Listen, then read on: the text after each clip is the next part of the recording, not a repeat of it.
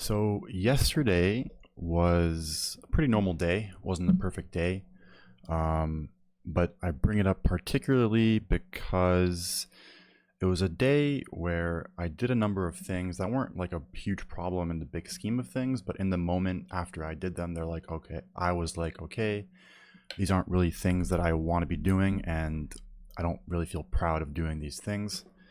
For example, just basic stuff like I was eating certain foods I didn't want to eat, like had s'mores, big deal, right? But uh, I guess what I'm trying to say is like I would have felt healthier, I would have felt better if I hadn't done those things.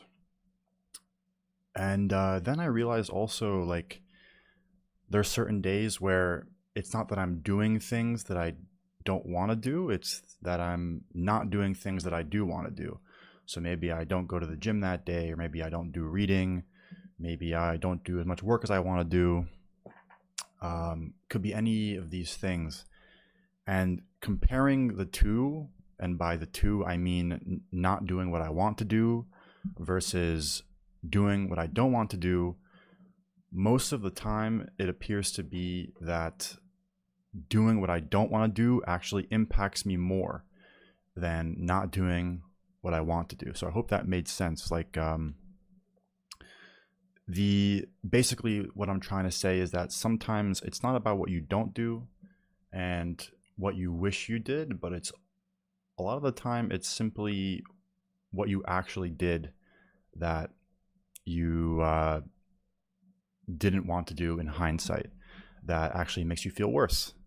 So I also bring that up because typically you can't always control an outcome like a result you get, or if you have time to do a certain thing one day.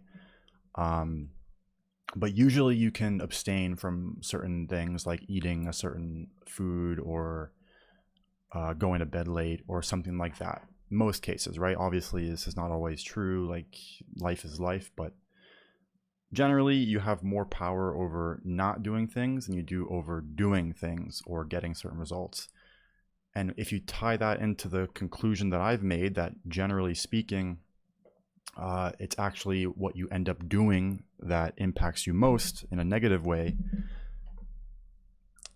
this means that you can actually make your day a lot more positive by simply not doing certain things. So if you notice yourself often going to bed later than you want to, or eating more than you want to, or eating the wrong foods, or anything that is the case for you, you can start being more aware of those things, and simply by not doing them or doing them less until you eventually don't do them at all, you may find that your day is just better, you feel better, and this adds up over the span of days, weeks, months.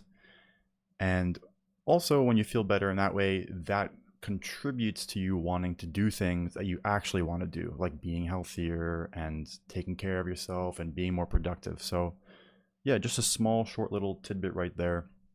Sometimes you got to focus on not doing things you're doing already that you don't want to be doing. That's very wordy, but I hope that gets the point across.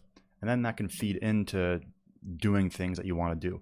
It's not a step-by-step process. It's not like I have to not do X, Y, and Z before I do A, B, C, but the two work in tandem, and it's usually easier to focus on not doing bad habits versus trying to always really force yourself to do good habits.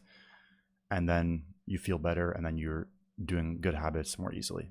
So yeah, that was a bit of a simplification, but I wanted to get that out there. Thanks.